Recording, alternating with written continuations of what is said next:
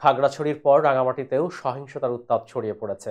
উদ্ভূত পরিস্থিতিতে আইন শৃঙ্খলা পরিস্থিতি নিয়ন্ত্রণে ১৪৪ ধারা জারি করেছে জেলা প্রশাসন। শুক্রবার দুপুর থেকে পরবর্তী নির্দেশ না দেওয়া পর্যন্ত এটি জারি থাকবে বলে গণবিজ্ঞপ্তি দিয়েছে প্রশাসন। খাগড়াছড়ির জেলা প্রশাসক ও জেলা ম্যাজিস্ট্রেট মোহাম্মদ শহীদুজ্জামান জানান, খাগড়াছড়ি সদর ও পৌরসভা এলাকায় শুক্রবার দুপুর ২টা থেকে রাত ৯টা পর্যন্ত ১৪৪ ধারার আদেশ জারি থাকবে। এছাড়া সব পক্ষকে শান্তিপূর্ণভাবে অবস্থানের অনুরোধ জানান তিনি। একইভাবে রাঙামাটিতে সংঘর্ষের ঘটনার পর পৌর এলাকায় বেলা ১টা থেকে ১৪৪ ধারা জারি করে গণবিজ্ঞপ্তি দিয়েছেন জেলা ম্যাজিস্ট্রেট ও জেলা প্রশাসক মোহাম্মদ মোশাররফ হোসেন খান। এর আগে সকালে খাগড়াছড়ির ও দীঘিনালার সংঘর্ষের প্রতিবাদে রাঙামাটিতে বিক্ষোভ করে পাহাড়ি ছাত্র জনতা। পরে পাহাড়ি বাঙালিদের মধ্যে সংঘর্ষের ঘটনা ঘটে।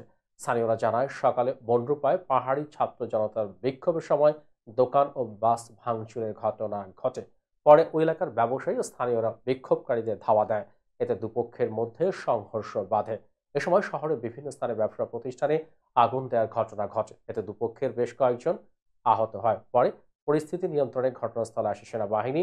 প্রসঙ্গত, বৃহস্পতিবার দীঘিনালা উপজেলায় বুধবার নিহত মামুনের হত্যাকারীদের বিচারের দাবিতে বিক্ষোভ চলাকালে সংঘর্ষ বাধে। এতে ব্যাপক অগ্নিসংযোগ, ভাঙচুর ও হতাহত হয়। এর জেরে রাতে জেলা সদরেও সংঘর্ষের ঘটনা ঘটে। এসব ঘটনায় ৩ জন নিহত ও ১২ জনের মতো আহত হয়।